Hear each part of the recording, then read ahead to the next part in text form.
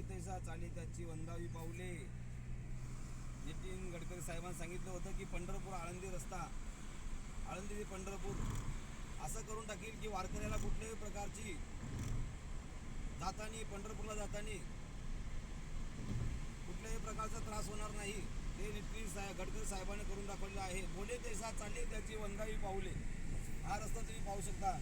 खूप रस्ता भयंकर, एकदम खूप सुंदर रस्ता झालेला आहे आळंदी ते पंढरपूर.